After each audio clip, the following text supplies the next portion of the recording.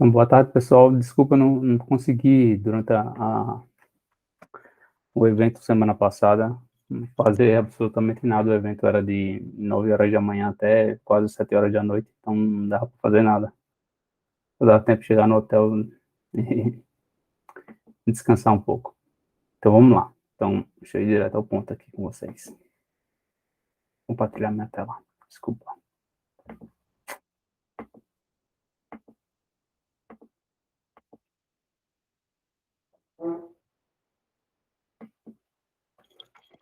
Estão vendo aí minha tela? Sim. Então, é o seguinte.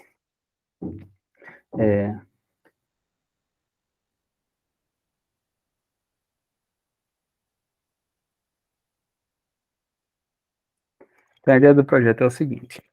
Deixa eu só falar aqui para vocês um pouquinho, dar uma breve introdução, tá?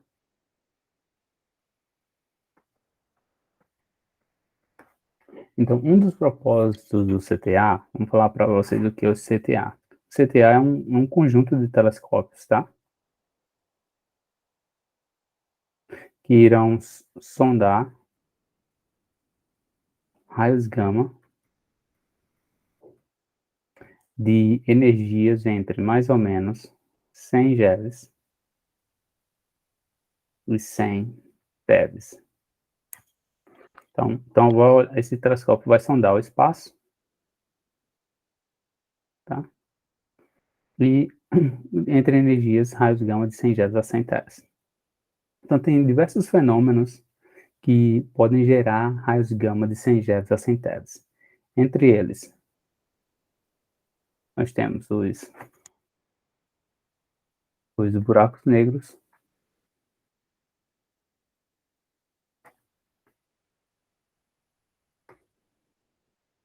nós temos, que eu vou focar hoje, vai ser em matéria escura.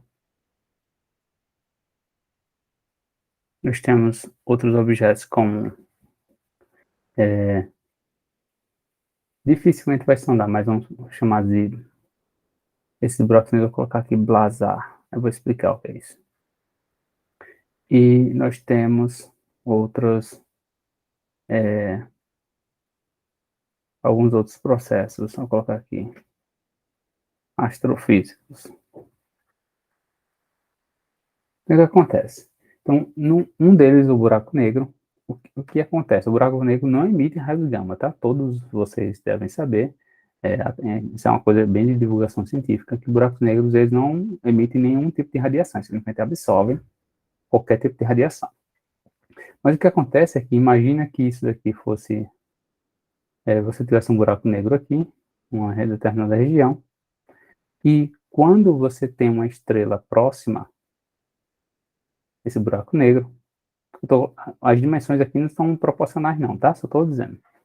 Então, tem uma estrela aqui, e essa estrela está próxima de um buraco negro, próximo do horizonte de evento de um buraco negro. Vou colocar aqui assim, em preto. Aqui, vamos chamar aqui de horizonte de eventos. O que acontece? Enquanto a estrela estiver fora do horizonte de evento, nada acontece com essa estrela. Mas no momento que essa estrela estiver aqui próxima do horizonte de evento, desse buraco negro, ela começa a ser sugada, o material dessa estrela começa a ser sugado, ou seja, a matéria começa a entrar no buraco negro. O buraco negro começa a acretar a matéria dessa estrela. E o que é estrela? Estrela é feita de poeira, segundo a astronomia. Mas o que é poeira? Poeira são partículas carregadas, prótons, elétrons, átomos. Então, quando essas partículas são aceleradas em direção ao buraco negro, vocês vão aprender, quem já está mais avançado sabe, que uma partícula carregada, vou colocar aqui, uma partícula carregada e acelerada, ela gera radiação. E essa radiação pode ser na faixa do espectro eletromagnético, pode ser na faixa de raio-x, raios gama, que são os mais energéticos possíveis, tá? Tem várias ondas, várias faixas do espectro de potência eletromagnética que essa radiação pode ser emitida. Nesse caso em particular, de buracos negros, pode muitas vezes vir na faixa do espectro de ondas de raio-x, tá? De baixas energias. Então, é medindo essa radiação aqui que a gente consegue inferir qual é a massa desse buraco negro, porque a massa do buraco negro está relacionada com quanto de matéria está sendo acretada, quão rápido essa matéria está sendo acretada, e é assim que, por exemplo, buscas por buracos negros são feitas atualmente, tá? Eles procuram por estrelas sendo consumidas por uma determinada região, que assume-se que é um buraco negro, e é observando a radiação que está sendo emitida por telescópios, nós podemos inferir qual é a massa do buraco negro que está lá presente. Tá claro? Alguma dúvida até então? Tudo ok, professor. Beleza. Agora, só que o ponto nosso de interesse, né, vai ser matéria escura. Então, uma coisa que eu queria falar, isso aqui é só sobre a ciência, tá? Aqui, do Science. Ups.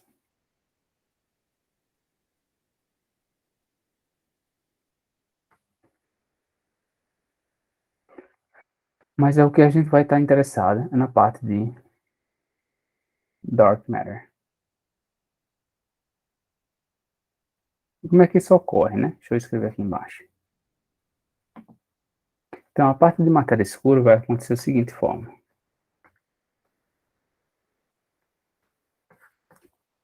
O que você tem é, na nossa galáxia,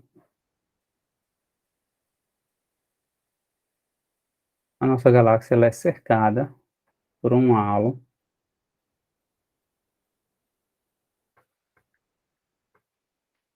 de matéria escura. Halo, A-L-O. O que é um halo? Nada mais do que uma região, tá, que cerca a nossa galáxia. E essa região aqui, de novo, o desenho não está em dimensões proporcionais, mas eu vou dar uma ideia para vocês, é que essa distância aqui, ó, para a nossa galáxia, essa distância daqui, do centro, para a borda, é de aproximadamente 10 kiloparsec. E essa distância do centro até essa borda aqui é da ordem de 20 kiloparsec, tá? 2 vezes o tamanho. Então, existe uma região que cerca 2 vezes o tamanho da galáxia, que ela é dominada por matéria escura. Algumas galáxias chegam a 30, 40, vai depender de cada galáxia vai ter um halo diferente. Mas o que interessa é que todas as galáxias, todas elas, as galáxias que nós conhecemos, todas, sem exceção, são mais, vou colocar aqui, deixa eu escrever aqui em inglês, more than 200 galaxies are dominated by dark matter. Em outras palavras, all galaxies are dominated by dark matter, tá? Esse é um fato. Todas as galáxias que nós já observamos até hoje, já medimos e estudamos mesmo elas, todas elas são dominadas por matéria escura, ou seja, existe sim esse halo aqui de matéria que não emite nenhum tipo de radiação eletromagnética que está presente, arrodeando, cercando essas galáxias. O que acontece? Existe uma suposição, que é a mais popular delas, é que dark matter, deixa eu ver aqui, dark matter é composta de partículas, dark matter particles. Então, nesse caso aqui de matéria escura sendo composta de partículas, como é que você faz? O que você tem aqui nesse halo de matéria escura que a gente acabou de escrever, então, vamos supor que você tem aqui um halo tem partículas de matéria escura em toda a região desse halo. Eu estou assumindo que toda essa matéria que a gente está observando nada mais é do que são partículas. E a gente está observando o efeito global dessas partículas. Ora, isso parece ser razoável? Sim. Note que quando você vê uma estrela, o que é estrela? A estrela é feita de quê? O pessoal fala como poeira, mas o que é poeira? Poeira são prótons e elétrons, ou seja, uma estrela também é a mesma coisa, formada de partículas, certo?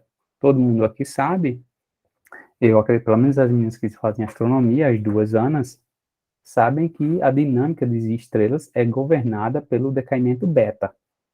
É você saber quanto de elementos, até a camada como é que você pode formar o elemento de ferro nas estrelas, né? O tempo de vida das estrelas, ou dizer qual classificação elas pertencem, está muito relacionado com a quantidade de ferro que essas estrelas têm, com a metalicidade dessas estrelas. Isso é determinado simplesmente por reações de partículas, né? Decaimento beta inverso, ou seja, o mundo das partículas elementares está regindo dinâmica de objetos estelares. E o mesmo vai se aplicar a galáxias, tá? Isso já existe em simulações, então vou colocar aqui, simulations,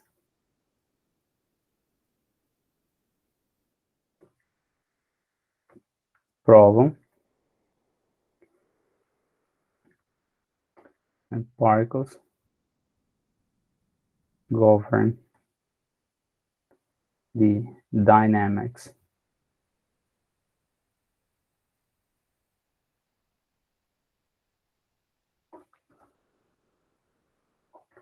a dinâmica das galáxias. Então, simulações cosmológicas provam que partículas, ou seja, as partículas, se vamos possível, nesse caso, partículas de matéria escura ou de baryons, prótons e elétrons, governam a dinâmica de formação de galáxias. Tá? Isso já está feito, a gente já sabe disso há mais de 20 anos.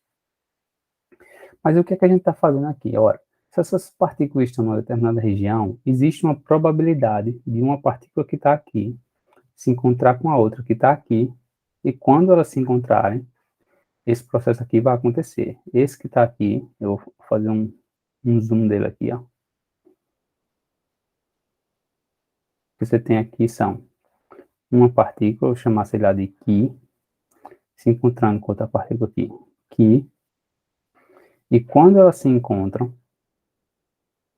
elas produzem, de alguma forma,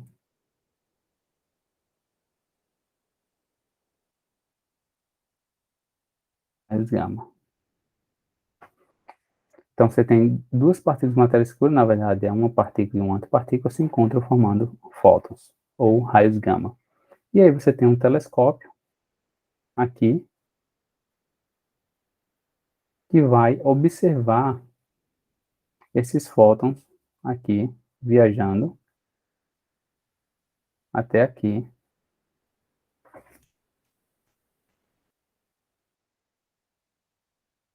E você vai observar esses fótons aqui. Deixa eu fazer um zoom aqui, porque ficou pequeno. Pronto. Dá para ver aí? Tudo bem até então? Sim, professor. Oi. Por que que elas vão formar raios gama? Não, isso é uma hipótese. Elas não são obrigadas. Qual é o ponto? É que toda vez que você tem duas partículas, vou dar um exemplo. Vou colocar aqui.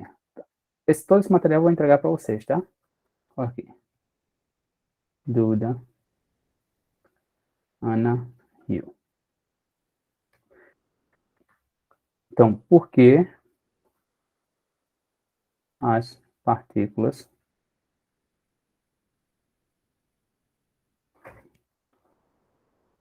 produzem raios gama? Vou dar um exemplo. Vamos supor que você assim, Farinaldo, elas não produzem raios gama. Você tem duas partículas, Ki e Quilinha, duas antipartículas. Elas podem produzir, vamos supor, é mais, é menos. Pósitron e elétron. Se isso ocorrer, Ana, o que acontece? Partículas carregadas, quando são produzidas, elas estão, lembre-se que isso é produzido na nossa galáxia. Nossa galáxia, ela existem vários campos eletromagnéticos, campos magnéticos na nossa galáxia. E quando uma partícula carregada, ela sente a presença de um campo magnético, seja entrando ou saindo, ela vai produzir raios gama. O resultado disso aqui Entendi. serão raios gama. Aí, mesmo que ela não produza fótons direto, se ela produzir qualquer partícula carregada, no final vai gerar raios gama. Se ela se aniquilar em quarks, vai produzir raios gama. Se ela se aniquilar em qualquer partícula que você puder pensar, carregada eletricamente, ela vai produzir raios gama. E mesmo que ela não se aniquile em partículas carregadas eletricamente, isso já foi feito, já um estudo, na verdade eu fiz esse estudo, e tem um professor que também fez isso, e tem um professor que fez isso pela primeira vez em 2008, ou seja, não é tão antigo assim. Depois eu fiz, mostrando no contexto de experimentos de raios gama, como o Fermilab. Isso, eu fiz esse artigo, acho que foi em 2015, mostrando que mesmo que, por um acaso, você tenha uma partícula aqui e que linhas se aniquilem, produzindo neutrinos. Neutrinos são partículas neutras, tá?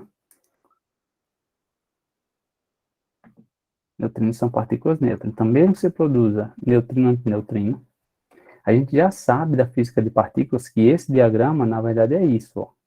Assim, ó, que linha pode se aniquilar, produzindo neutrino, antineutrino. Aí, dentro do modelo padrão, existe uma coisa chamada correções radioativas.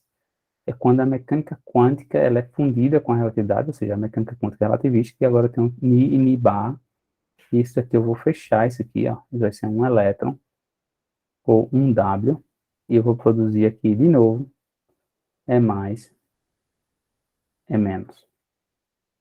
Então, esse processo, mesmo que eu tenha apenas partículas neutras no estado final, que é esse caso aqui, eu usando o conhecimento das leis das interações fundamentais do modelo padrão, eu sei necessariamente que mesmo que uma partícula neutra seja criada, eu posso sim induzir a criação de A mais e A menos e, consequentemente, voltar para o caso de cima que eu acabei de falar. Beleza. Tá? Entendi. Então, a produção de raios gama é inevitável. Você vai produzir de uma forma ou de outra.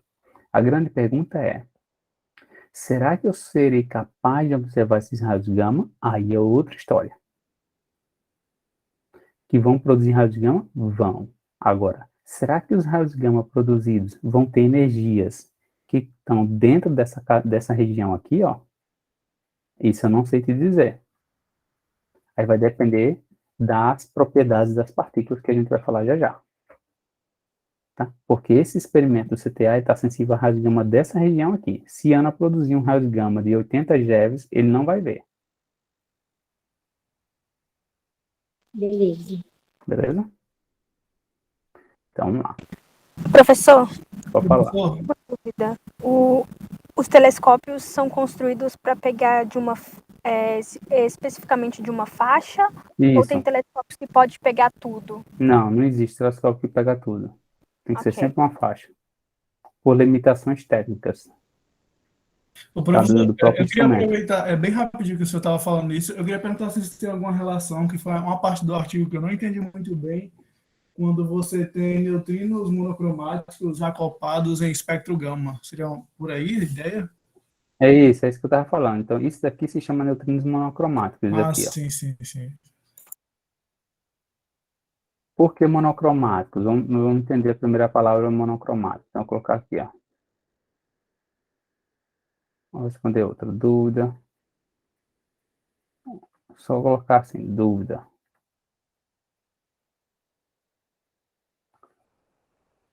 O que são neutrinos ou fótons monocromáticos?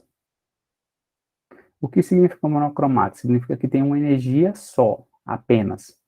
Então, vocês têm que lembrar um pouquinho que quando você tem um processo aqui, ó, a ANA 1, ANA 2, quando elas se encontram e geram, sei lá, vamos supor, vou chamar de, vou colocar um nome aqui, ok, Lorena 1 e Lorena 2, A energia, pessoal, por conservação de energia momento, eu sei que a soma da energia de A1 mais energia de A2, ou, em outras, num contexto relativístico, o quadrimomento de A2 mais o quadrimomento de A1 tem que ser A1. Eu cometi um aqui. Pronto. Tem que ser exatamente o quadrimomento de L1 mais o quadrimomento de L2. Todo mundo concorda com isso? Sim, sim. Beleza. Isso aqui é quadrimomento, tá? Então, isso daqui não é. Isso aqui vale para o que o Michael já está acostumado, que é para colisões elásticas, né? Por exemplo, né? Conservação do momento linear, mas só que no contexto relativístico, esse momento deixou de ser apenas momento trilinear, ele passou a ter uma energia aqui dentro. Todo mundo de acordo? Sim, sim. Beleza. Então, o que acontece? Acontece aqui, quando essas duas partículas de matéria escura se encontram aqui, pessoal, elas praticamente não têm momento linear. Não tem. Não tem momento linear de nada. Então, o que acontece? Como elas não têm momento linear, não tem um momento. Aqui, esse daqui virou só apenas energia. Ou seja, eu tenho energia de A2 mais energia de A1. Vou converter isso aqui para cá, tá? É igual a. Aí é o momento do L1 mais o momento do L2. Aí, presta atenção. No referencial do centro de massa, vocês concordam comigo que a componente do trimomento, do momento linear, dessas duas vetores aqui vão se cancelar? Concordam comigo ou não?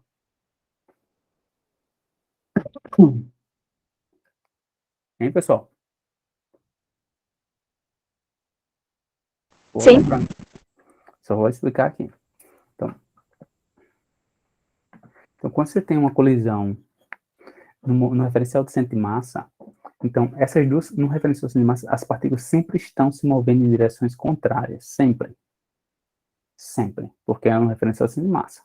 Então, o que acontece? Então, se eu, no centro de massa, as partículas estão sempre se movendo em direções contrárias.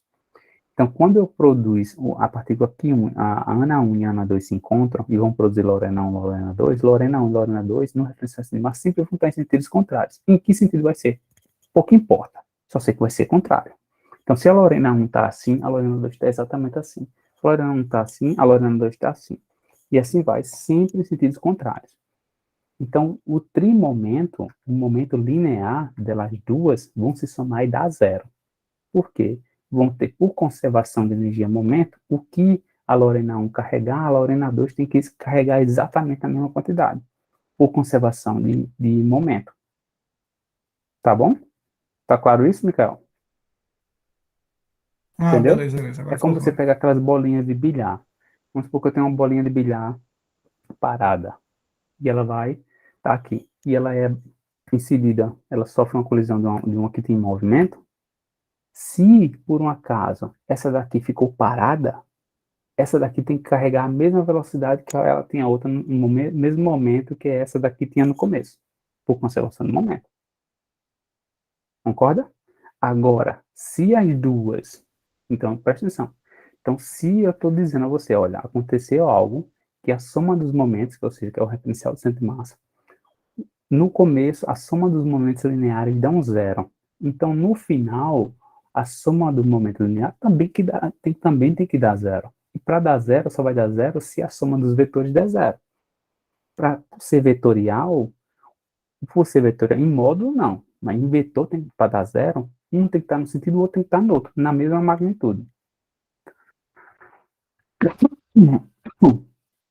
Faz sentido, Michael? Beleza. Então, como isso aqui, a partir do momento vai se cancelar, pessoal, aí eu vou escrever em termos disso aqui em vez de... Aí agora eu vou escrever aqui embaixo, vou deixar assim. Então, agora isso aqui passou para outra que é energia de A1 mais energia de A2 é igual a energia de L1 mais energia de L2. Por quê? Porque a parte que dependia do momento foi embora, só ficou energia. Aí chegamos nessa fórmula. Aí o que acontece, pessoal? O que acontece é que Essas partículas A1 e A2 são ANAs, tem o mesmo nome, né? Então, são idênticas. A mesma coisa serve para a matéria escura. Essas são as mesmas partículas que estão aqui. Tem a mesma propriedade, é como se fosse elétron e próton. A massa delas é exatamente a mesma. A única diferença que vai ter é a carga. Aqui de partículas também, essa partícula de matéria escura ela é neutra, ela não possui carga elétrica. Não existe distinção a priori entre essa partícula que eu chamei de Ki e outra de Ki barra. São exatamente a mesma partícula. Então, essas energias aqui são iguais. Ou seja, eu não tenho A1 e A2, eu tenho uma energia só, que é, sei lá, E duas vezes E de Ki, que é igual a E de L1 mais E de L2. Professor, não está compartilhando. Eita.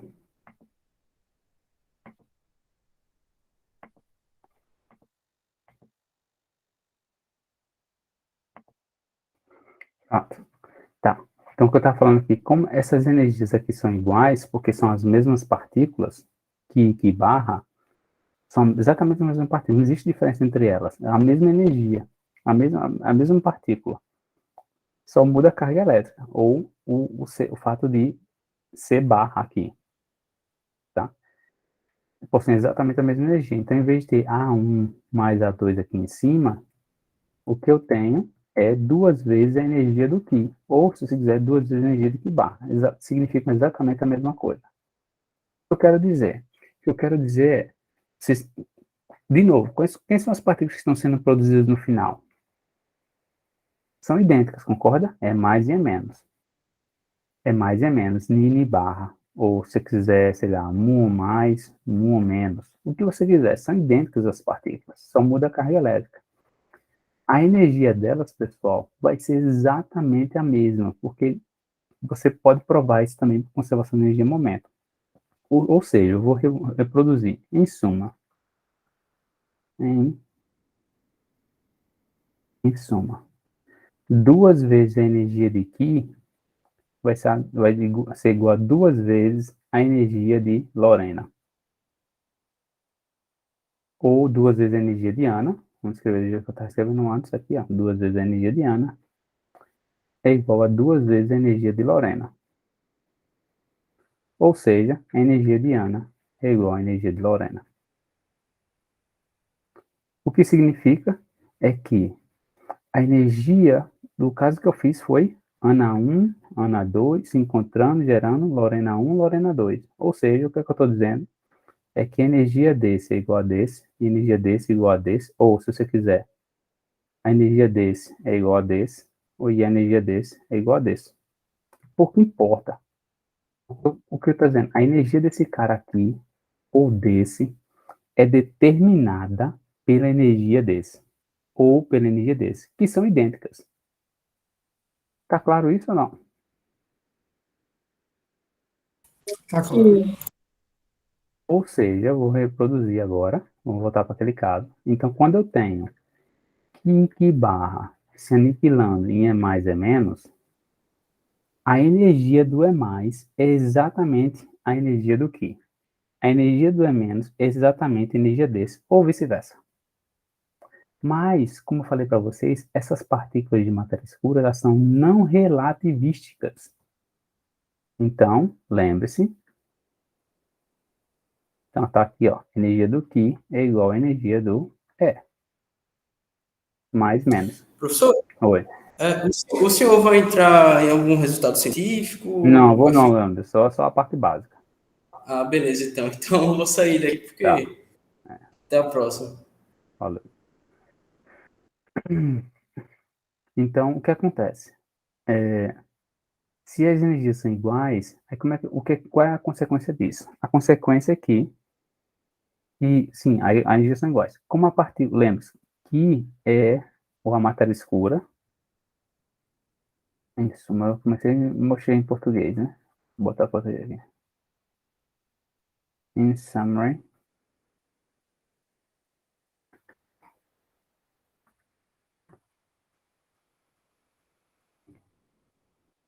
vou escrever aqui. Remember,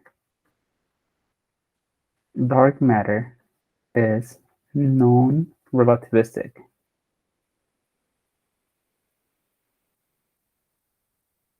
Ou seja, a matéria escura é não relativística. O que significa isso? É que quando a gente tem aquela equação da energia, a famosa equação de Einstein modificada, né? Porque a equação de Einstein está errada, né? A generalizada. É 2 igual a P2, C2, mais M2, C4. Quando a partícula ela é não relativística, o que é não relativística? É que o momento dela, o momento linear, a velocidade dela é muito pequena comparada ao resto. Então, isso daqui é muito menor do que 1.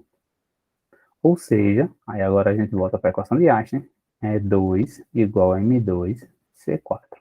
Ou seja, E é igual a MC2. Beleza? Tranquilo. Tranquilo, né? Mas em física de partículas, C, a gente não carrega a unidade de C, a gente faz C igual a 1. É só uma questão de unidade, tá? Se chama natural units, unidades naturais. Ou seja, energia igual a massa.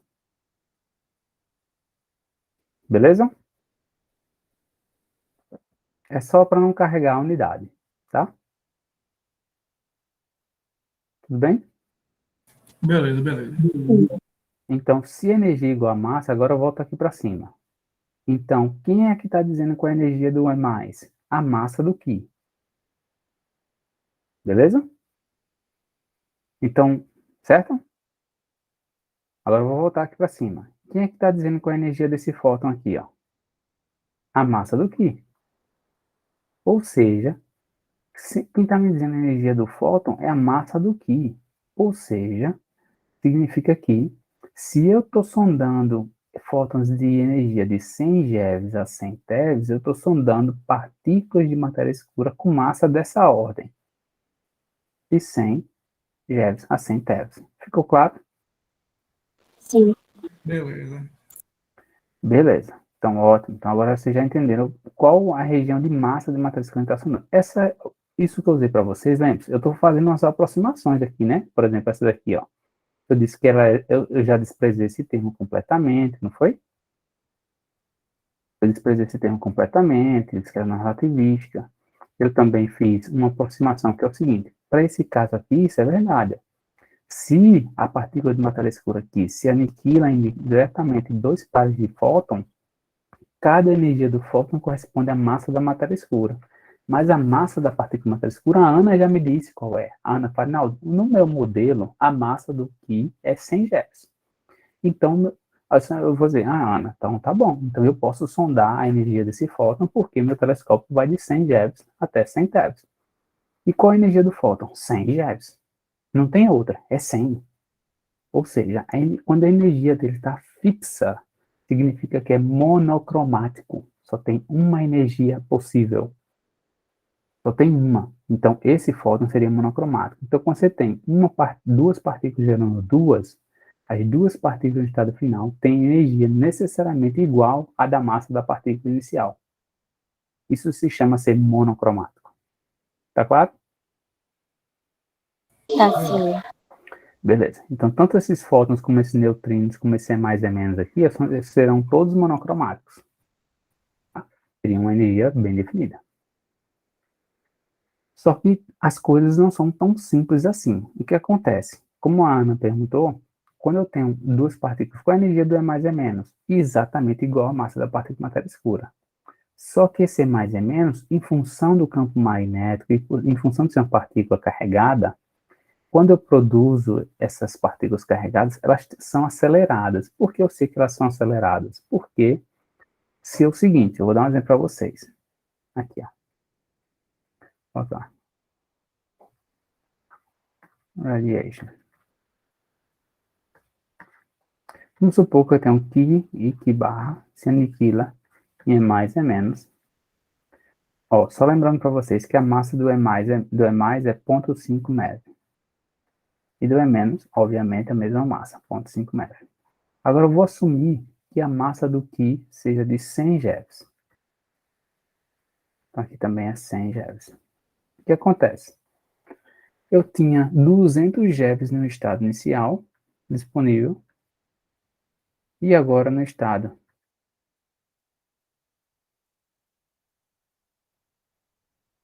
final eu tenho 1 MeV. Para onde foi o resto da energia? Essa soma tem que se fechar.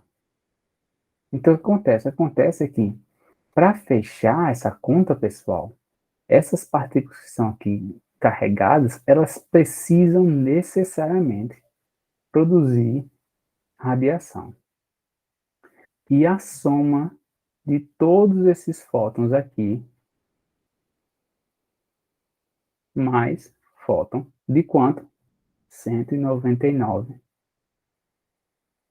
Gigante, né? Porque aqui se é 200 GeVs e aqui é 1 MeV, vai dar uma coisa tipo 199 9,9 GeV.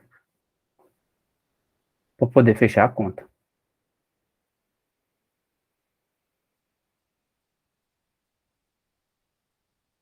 Tô entendendo ou não o que eu tô querendo dizer? Tá tranquilo, dá pra entender. Sim. Porque assim, se a parte preta existe, algo tem que ser gerado para poder fechar, para usar a conservação da energia, para a energia ser conservada. E quem é esse fóton? Quem é esse extra? Os fótons. Alguma radiação, seja ela quem for, tem que ser emitida, porque senão vai violar a energia. Então você precisa necessariamente gerar radiação. E o que é uma partícula carregada gerando radiação? Nada mais uma partícula carregada. Qualquer partícula carregada, quando tem uma energia grande, tem uma energia maior do que sua energia de repouso, qualquer uma delas, tá, pessoal? Qualquer uma. Se a energia que ela tem é maior do que sua energia de repouso, ou seja, ela está emitindo radiação. Porque toda partícula carregada, pessoal, a gente aprende isso eu dou aula no curso de eletromagnetismo 2, na graduação de física. Que uma partícula carregada, qualquer ela, quando ela tem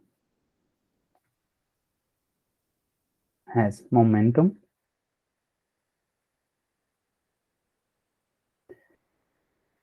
ela gera radiação. Qualquer partícula carregada. Aí eu vou escrever assim, mais geral. Deixa eu apagar aqui. Vou colocar assim, ó. Charge particles.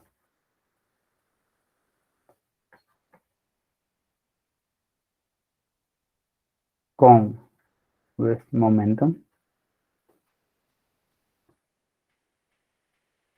generate radiation. Então você não precisa ter um campo magnético externo. Se a partícula carregada, ela sozinha se mover, ela já gera radiação. Então uma partícula carregada, pessoal, quando ela viaja, ela vai gerar campos E e B, assim, ó. Só para ela se mover. Qualquer partícula carregada se movendo, ela gera campos E e B. Entenderam? Sim. Beleza. Beleza. Isso é só no curso de eletromagnetismo 2, na graduação. É a segunda parte do livro Griffiths de eletromagnetismo. Beleza, mas tudo isso é só o básico do básico do básico, certo? Só fazendo a introdução geral mesmo. Mas o que nos interessa? Nos interessa é outra coisa, que é o seguinte. É que como é que eu calculo a quantidade de fótons que vai ser gerada dessa aniquilação de matéria escura? É assim, ó, o chamado flux.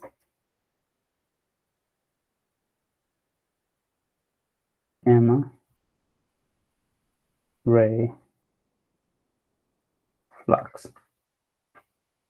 O fluxo de raio de gama é, olha só, lembre-se, eu tenho kick barra gerando, vamos supor, é mais, é menos. Vou pegar esse caso, aqui é o nosso caso de estudo.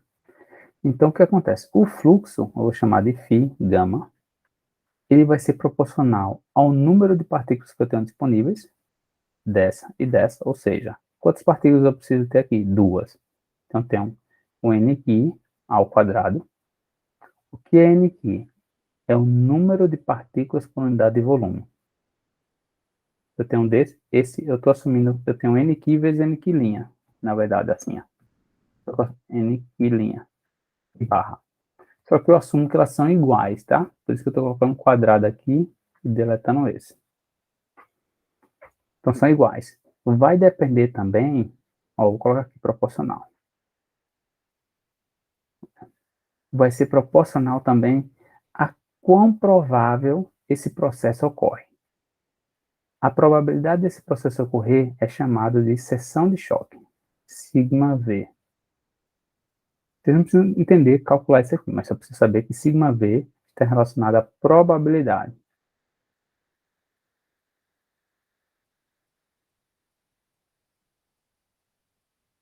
Tá? E aqui é o number density. Tá claro? Até então? Tranquilo. Sim. Beleza, vou continuar. Agora também é proporcional ao seguinte.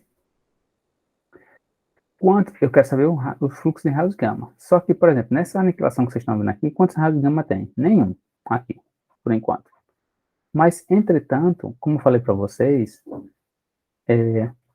esses fótons que são gerados aqui, vai ter um número de fótons que vai ser gerado. Sei lá, vamos supor que fosse só assim.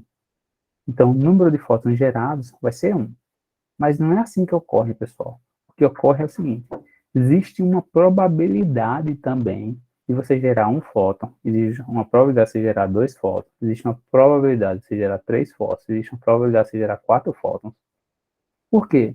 Porque depende da massa que esse cara tinha. Vou dar um exemplo para vocês. Imagina como eu fiz para vocês. Vou dar um exemplo para vocês aqui, olha só.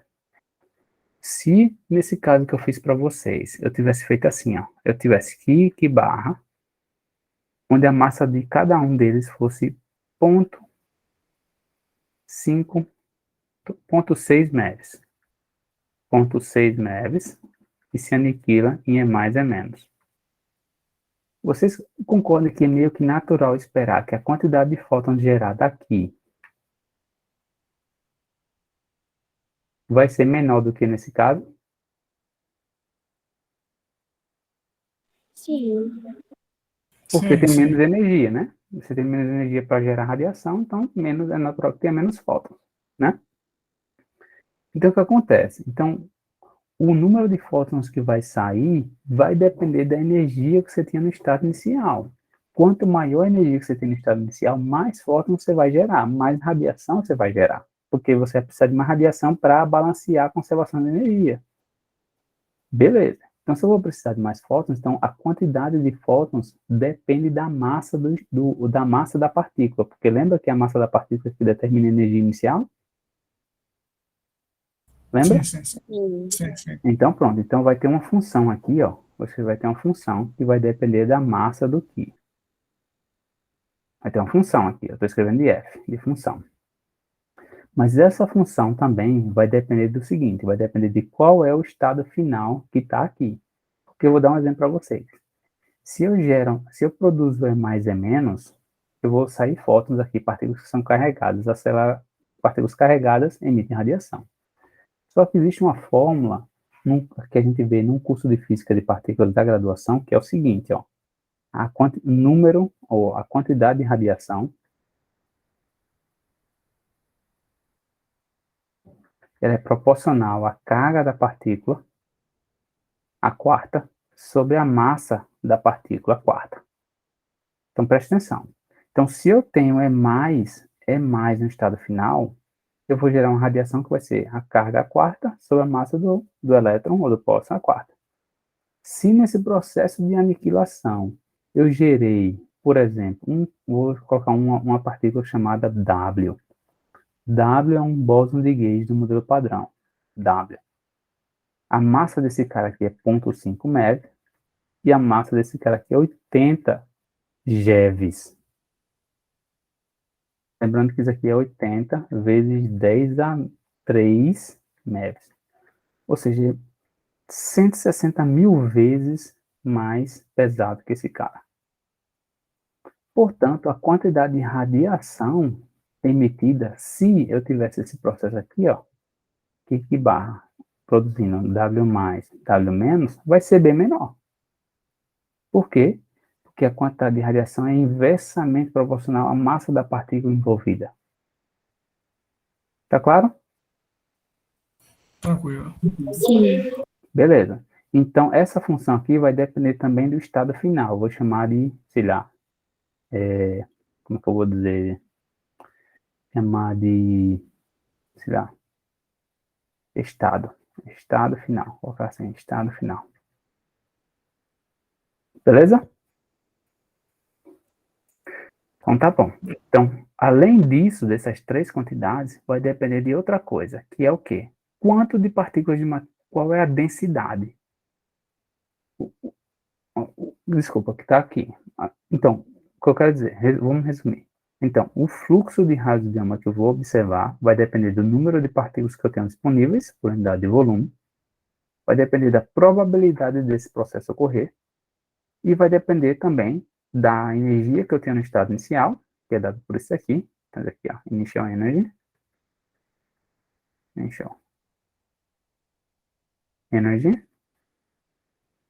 Esse aqui é o final state. Pronto. Então, esse fluxo, pessoal, eu vou agora descer aqui.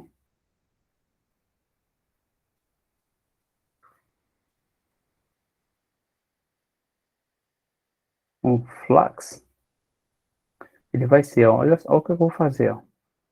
Essa função que eu chamei aqui para vocês, na literatura vocês vão encontrar que está lá no meu artigo, que se chama assim, ó, DNDE. Essa função aqui se chamou DNDE. Esse sigma V continua sendo sigma V, tá? Aqui, sigma V. E esse número de densidade de partículas, eu vou escrever ele assim, ó.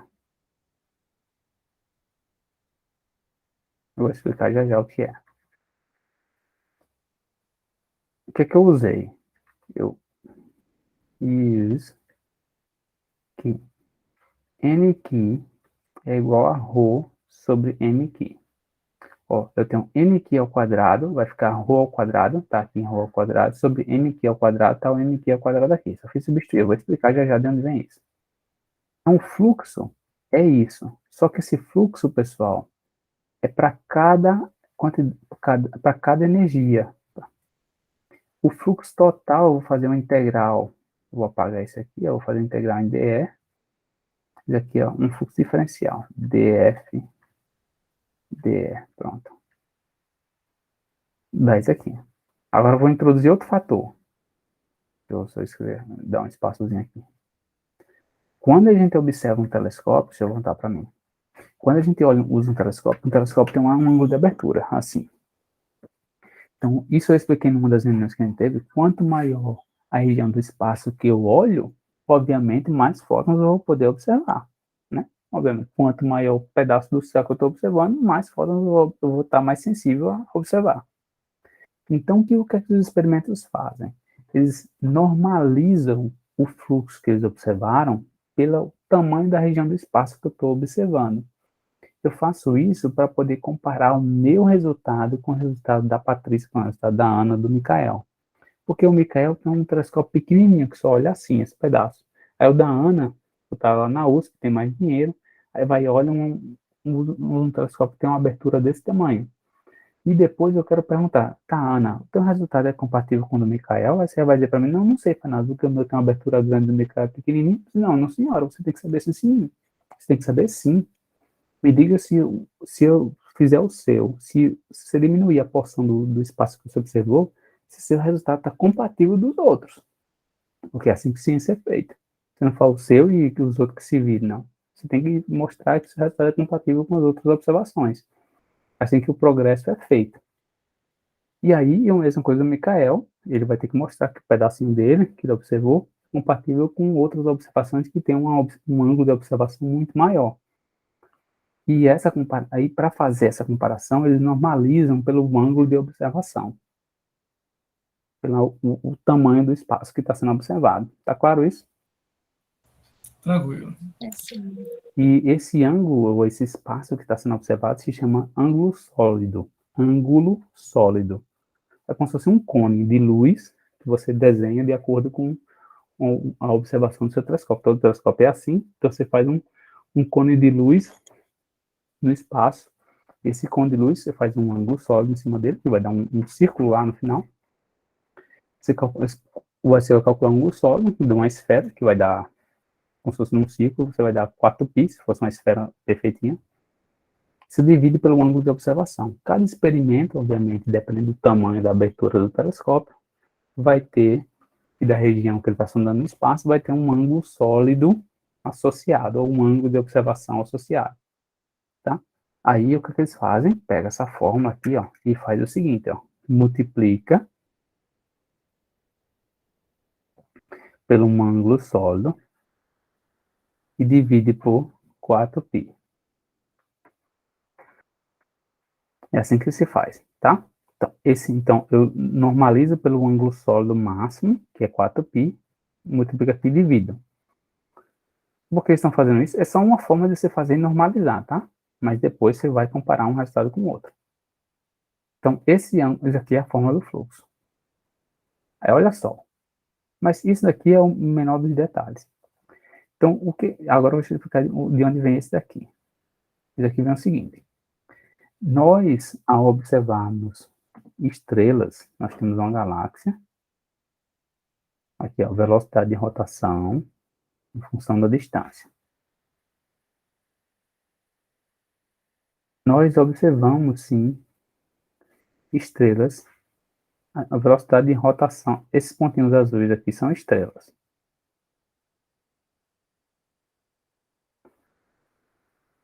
Stars. E a lei da gravitação de Newton diz o seguinte: força centrípeta igual a força gravitacional, a gente tem mv ao quadrado sobre r é igual a gzão, mzão, mzinho, sobre r ao quadrado. Então, quando você corta, olha só, pessoal. Aí vai ter, corta mzinho com mzinho, e se implica que eu tenho aqui v ao quadrado igual a g, mzão, sobre r. Só que eu tenho duas soluções possíveis, preste bem atenção. Se eu estiver considerando um ponto, quais são as situações? Eu tenho essa, case 1 and case 2. Qual o caso 1? O caso 1 aqui, vamos supor que a minha galáxia está aqui dentro. Está aqui ela. Mas eu estou observando uma região do espaço que está aqui dentro dessa região da galáxia. E qual é o caso 2? O caso 2 é que eu estou pegando a minha galáxia.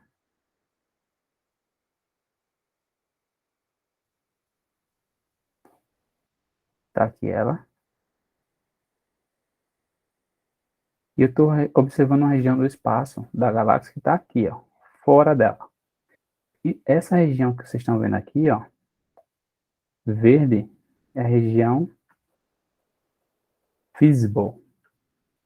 Região visible. Região visível da galáxia. Onde é que eu vejo as estrelas. Então aqui, preste bem atenção. Olha só. Vocês já devem ter visto, espero que sim, tenham aprendido que no curso de Física 2, é o curso que a gente vê gravitação. Vocês viram Física Básica pelo Hadley, não viram? Ou não? Com Sim, Moisés? O meu é pelo Young Friedman. Vocês já viram Eu vi pelo gravitação, não é isso? Moisés. Pronto, vocês já viram gravitação, não já? Sim. Então pronto. Então vocês já sabem que nesse ponto, no caso 2, se por um acaso a massa que está dessa esfera for uniformemente distribuída, essa massa dessa esfera todinha se comporta como se fosse uma partícula pontual. Lembram disso? Sim. Lembram disso, Michael? sim, o centro de massa, sim.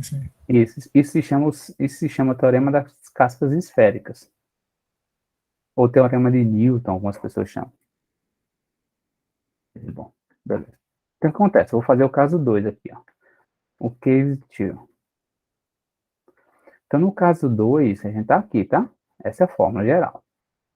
No caso 2, a massa já está... A massa que está aqui, ela é constante, certo? Porque não tem mais massa da estrela aqui nesse ponto azul, tem? Não, a massa da galáxia está aqui dentro da esfera, não concorda? Então, se Micael está aqui, não existe massa da esfera da galáxia nessa região aqui fora, né? Toda a massa da galáxia está contida dentro da esfera, beleza? Beleza. Certo, Micael? Tranquilo, Então, a tranquilo. massa está constante, eu já sei qual é a massa de Micael, ele já me disse lá, quando foi para se pesar lá na farmácia. Então, a massa dele é constante, então eu tenho aqui que V ao quadrado é igual a Gn sobre R. Eu vou tirar a raiz, vou escrever assim, e V é igual a raiz de G emissão sobre R.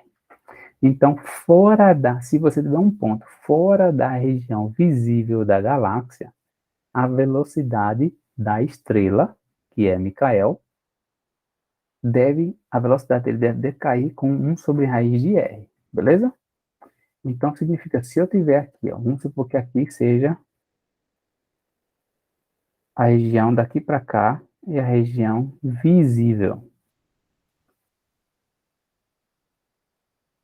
da galáxia. Então, segundo a lei de Newton, eu espero que daqui para cá a velocidade decaia com 1 sobre raiz de R. Beleza? Vou escrever assim, Rzinho maior. Beleza? Tranquilo. Tranquilo, né? Agora vamos para o caso 1.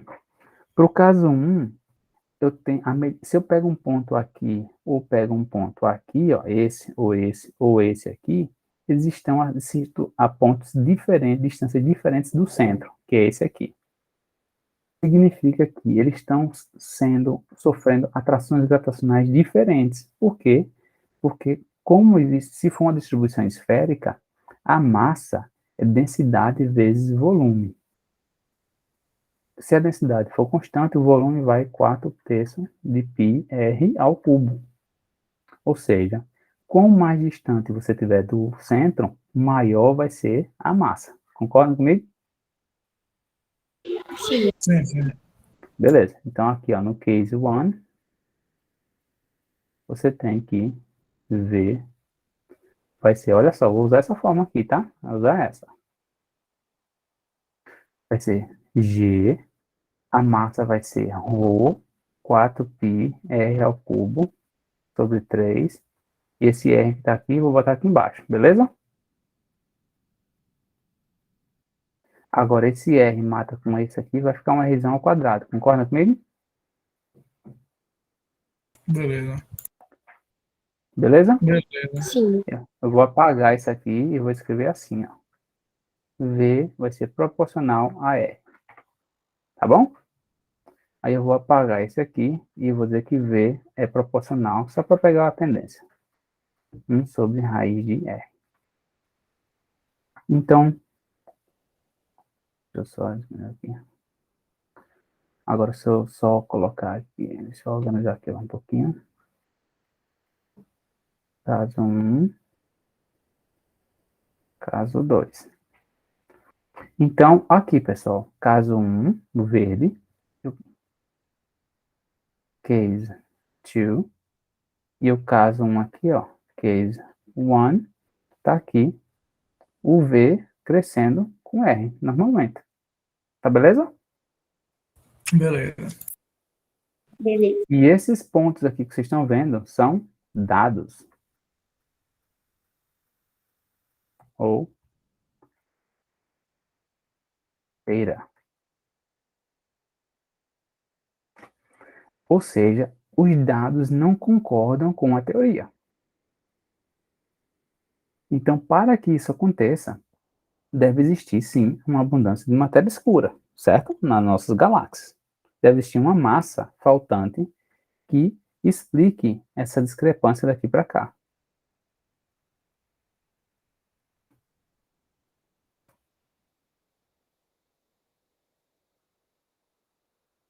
Beleza? Beleza. Tá em ordem? Tá bom, vamos lá. Então, agora conhecimento. Então, beleza, comprovamos que tem que ter matéria escura, essas matérias escuras estão aí, pela curta rotação de galáxias. Então, como você tem essa matéria escura na nossa galáxia, o que é que a gente espera? Espera que talvez essas duas partículas de matéria escura que estão na galáxia possam se encontrar e produzir raios gama, e esse raio gama está traduzido numa quantidade chamada fluxo, e esse fluxo é dado por essa forma que vocês estão vendo aqui em cima. Tá? Quais são as quantidades principais? Aí eu só vou falar para vocês de onde vem a relação. Então, uma vez isso daqui, pessoal, eu consigo inferir qual é não só a massa, na verdade o que eu consigo inferir é qual é a densidade de matéria escura que deve existir na nossa galáxia. E essa densidade de partículas de matéria escura na nossa galáxia é o que eu chamo de ρ. Ou é a densidade. Density is the mass. Aí o que acontece? Então, essa densidade está determinada pelas minhas observações do movimento das estrelas. Ou seja, we know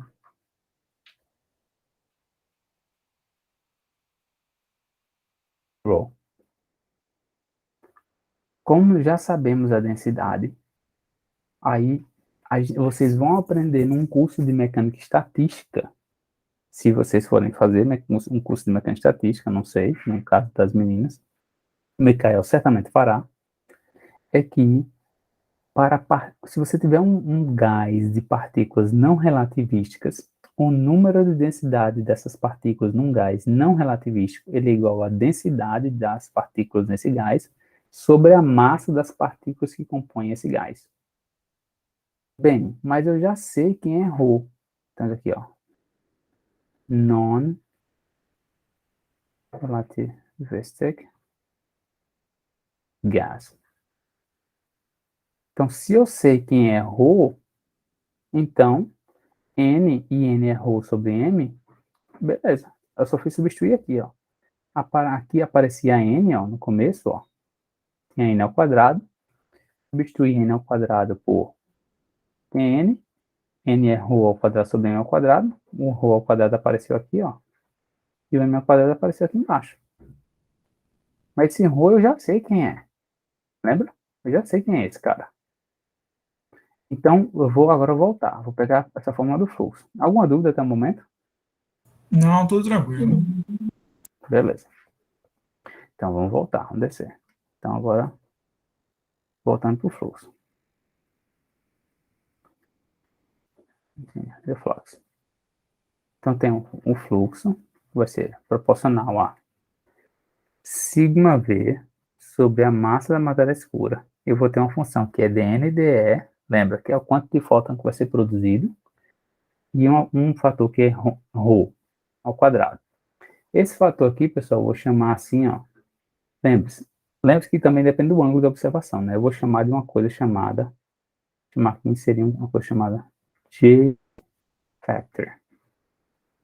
O que é o J-factor? É o fator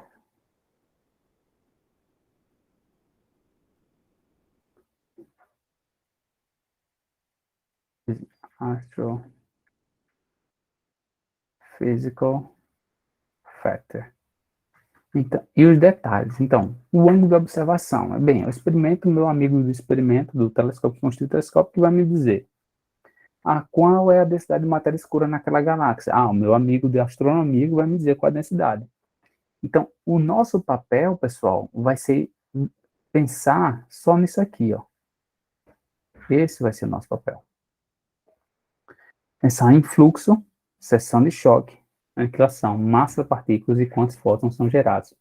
E esse dNdE, que eu falei para vocês aqui, que era aquela função logo no começo, que é de massa e depende do estado final, é chamado, eu não escrevi, eu vou escrever aqui, esse dNdE, que vai ser o ponto de concentração que eu vou pedir para vocês. dNdE é o Energy Spectrum. Tá? É o espectro de energia. Ou seja, quantos fótons são gerados por aniquilação. Aí o que acontece? um dos propósitos do CTA hoje, pessoal, que eles não... Deixa eu voltar para mim aqui. Um dos propósitos do CTA hoje é sondar os modelos existentes que existem de matéria escura. Eles não sabem, tem vários, o pessoal de astronomia, astrofísica mesmo. Então, tem algumas pessoas, pouquíssimas, na verdade, acho que são acho que 3, 4, acho que tem 4 pessoas na área de física de partículas, eu sou um deles. Clarice é outra, 2, só falta 2. Que tem formação na área de física de partículas para juntar o conhecimento de astronomia e astrofísica com a física de partículas para calcular esse fluxo.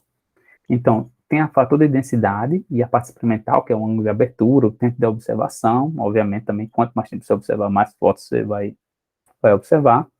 Isso que vai me dizer são o pessoal que vai tomar os dados.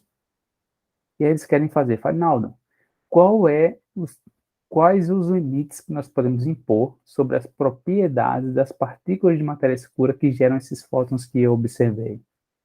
Aí eu vou dizer para eles, olha, você pode sondar tais propriedades. Que propriedades são essas? Tal seção de choque e tal massa. E esse cálculo eles não sabem fazer.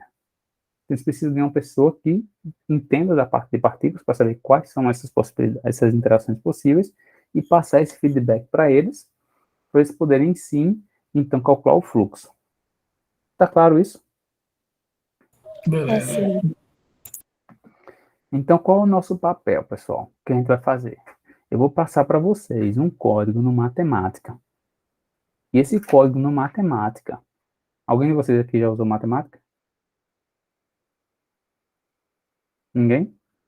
Eu já usei. Pronto. Um código no matemática, onde ele calcula isso aqui, ó. Calcula o espectro de energia. Isso não é uma coisa, não é uma conta que você vai fazer na mão, não. Ele já te dá o espectro. Ele vai, é como se fosse sério mesmo, é uma coisa bem, bem fácil. Ele pergunta lá. Bem, ele não vai lá perguntar, né? Vai estar lá nos códigos, vocês vão ter que se acostumar. Tá lá, qual é a partícula que você quer no estado final? Aí você vai dizer, Mikael. Qual é a energia do Mikael? Bem, um código pergunta qual é a energia do Mikael. Eu já sei, vocês já sabem, que a energia do Mikael, na verdade, é o quê? A massa da partícula de matéria escura. Aí, a energia do Mikael é 100 joules. Aí ele já vai e calcula esse DMDE pra gente. Tá claro? Sim. Beleza. Beleza. Aí só que o que a gente vai fazer? Aí, o primeiro passo é que vocês aprendam a calcular esse DMDE. Só que a gente vai fazer isso, pessoal, para vários modelos. Porque como vocês aprenderam hoje, o DMDE depende de qual é a partícula que está no estado final. Se é pósitron, se é um muon, se vai ser um quark, se vai ser o que for. Vai ser um neutrino, o que for. E vai depender da massa da partícula de matéria escura. Mas de outra conta, esse DMDE, isso é o que vocês vão fazer, o passo 1. O passo 2, que eu vou conversar com vocês depois, vai ser de como a gente vai juntar tudo isso, esse DMDE que vocês vão aprender a calcular, com a seção de choque, que é essa daqui que eu vou compartilhar de novo, para vocês verem. É simplesmente um número, por enquanto. Esse aqui, com a seção de choque aqui, vai ser um número para a gente, tá? Para vocês vai ser um número, isso aqui. E aí, calcular o fluxo. Aí, o que a gente vai fazer, o que a colaboração já pediu para mim, Farinaldo, a gente precisa que você calcule esse DMDE para a gente fazer um artigo científico. Eles pediram isso para mim. A gente precisa que a gente calcule esse DMDE para a gente fazer um artigo científico para sondar modelos de matéria escura. Só que, lembre, pessoal, não é demérito, né? Isso é muito mérito deles por fazer tudo que eles já fazem. Mas eles não sabem da parte do modelo, da parte de partículas. Eles falam, não, você precisa primeiro não me dar qualquer DMDE. Eu quero um DMDE que seja interessante cientificamente do lado de física de partículas. Então não é qualquer um que eu quiser. Né? Então tem que ter uma justificativa teórica plausível por trás. Eu já sei essa justificativa. Então, qual o papel de vocês? Porque eu estou querendo envolvê-los nisso. É de calcular esses DMDE, vocês vão aprender a calcular eles, e depois vocês vão calcular para um caso específico que eu vou passar para vocês, que não é o que vocês vão fazer agora. O que vocês vão fazer agora é só treinar e aprender. Aí depois a gente vai fazer um caso bem específico, que é o que o CTA quer.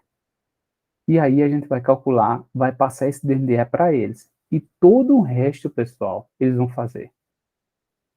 eles vão pegar o fator astrofísico das galáxias, das estrelas, da rotação das estrelas, para determinar a abundância de matéria escura, a densidade de matéria escura lá.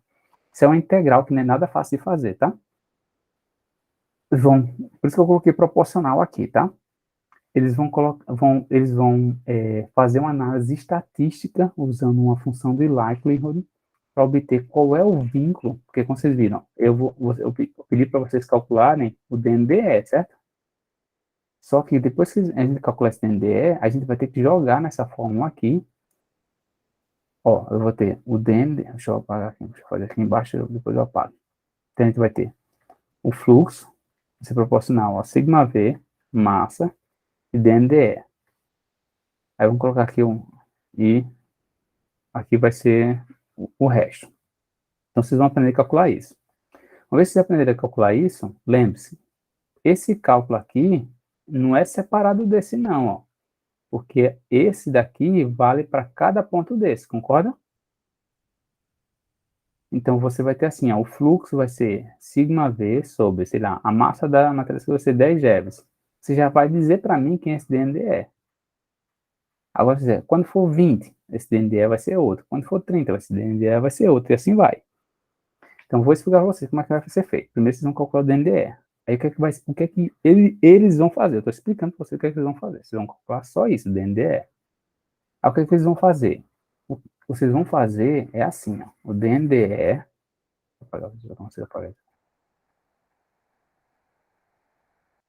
Esse DNDE, como vocês viram, depende de cada massa. Depende da energia no estado inicial.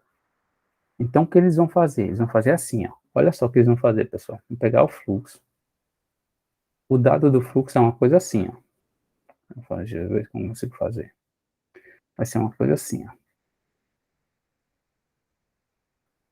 Aí aqui... Puxa. Tá. Aqui são dados. Com barra de erro.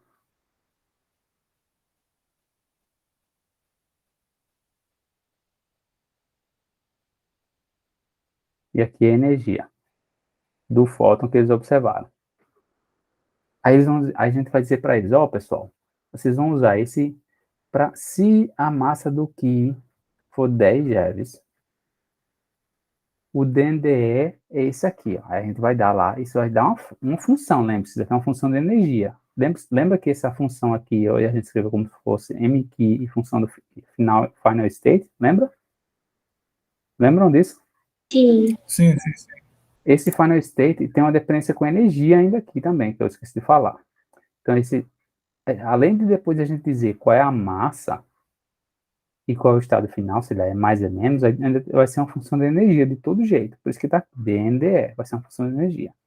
Então, mesmo quando você diga para mim que a massa é 10 GeVs e que o estado final vai ser mais ou menos, esse F aqui vai ser uma função de energia, ou seja, vai ter um espectro que vai ser uma função de energia. Isso aqui é uma função de energia. E esse fluxo também, aqui, é uma função de energia. dφ dE. O que eles vão fazer? Eles vão pegar essa função que a gente vai dar para eles, só que isso é numérico, tá? Vai ser ponto a ponto. 10 GeVs, para mais ou menos, para 15, para 20, para 30, para 40, não sei o que é isso. Você vai fazendo de 10 até chegar em 100 TeVs, pessoal, de pedaço em pedaço. Você vai dar uma tabela gigante para uma tabela com duas colunas, onde uma vai ser a massa e a outra vai ser o valor que a gente vai obter para esse aqui. Aí vai dar essa tabelinha para isso, essa bem grandona. Aí o que eles vão fazer? Eles vão pegar esse mesmo caso que a gente está fazendo, repetir, assim, olha, eles me disseram que quando a massa for 10, esse resultado do NDE dá isso, para esse caso que a aniquilação é mais ou menos. Aí vamos jogar esses dados aqui dentro do fluxo e ver se a curva teórica de matéria escura dá aqui em cima ou dá aqui abaixo. Se der aqui em cima, está excluído. Tchau. Se der aqui abaixo, está permitido. Porque você está abaixo da curva teórica. Entendeu ou não? Beleza. Sim. Acho que sim. Beleza. Então pronto. Então o que vocês vão fazer? Eu vou passar o arquivo matemático para vocês. Ele é bem grande. E aí vocês vão... Na verdade, é melhor nem passar para vocês, porque o bicho é muito grande. eu vou dar o link para vocês baixarem, instalarem no computador e começar a rodar. E aí vocês vão rodar o DNDE e calcular esse DNDE para alguns casos que já tem lá pronto no modelo, tá? E aí, lá já no pacote. E aí depois eu vou pedir para vocês calcularem, para o caso, um estado final específico. Tá? É só isso que vai mudar, pessoal, mais nada. Professor, E aí, mas é dado em linguagem de programação, alguma coisa assim, vai usar? não, é bem mais simples que a linguagem de Ah, programação. beleza. Para quem já usou matemática, sabe que ele tem sua linguagem própria. Uma dúvida, a gente vai fazer esses dados para contribuir com o artigo que eles vão fazer posteriormente? Isso mesmo. Ok. Então, a ideia é que vocês sejam coautores. Certo. Tá bom? Beleza. Então, acho que era isso. Se não tiver mais nenhuma dúvida. Mais nada? Acho que não. Então, tá bom. Vou passar esse material aqui para vocês e vou passar o link do matemática. Tá bom? Vou colocar aqui Tá bom. Bom fim de semana para vocês, gente. reunião. Obrigada, Final de semana. gente. Tchau. Tchau. Ô, professor Farinaldo, Vou falar. uma dúvida. Depois eu queria ver se me reunia com o senhor. Aí depois agora eu terminei o lido para o senhor passar outros livros para eu ir acompanhando. Sim, Da então. série de grupo na sexta-feira. Sim, seria bom que você pudesse focar nessa parte do CTA agora. Sim. Essa parte, se você puder focar nessa. Bem, eu não sei se você vai querer entrar num artigo científico ou não. Porque senão. Seria ótimo para mim de ser um coautor, porque pelo menos eu já estaria vendo a física profissionalizante mesmo. Eu acho muito bom. Exatamente. Mas eu só E aí, queria que o porque senhor tem muito material. Você vai ter podemos que. também passar um livro para eu estudar, porque eu consigo ler bem rápido os livros, aí quando eu não tenho nada para fazer, eu vou ler, aí vou escrevendo, aí vou passando o tempo. Então, o livro que você pode ler é aquele que eu lhe passei, que é o do Kobe Turner, do The Early Universe. Lembra? Lembra não, professor, desse daí, não. Eu vou passar para você lá no WhatsApp. Tá bom? Beleza, então. Valeu, professor. Bom final de semana Valeu. aí. Boa semana. Tchau.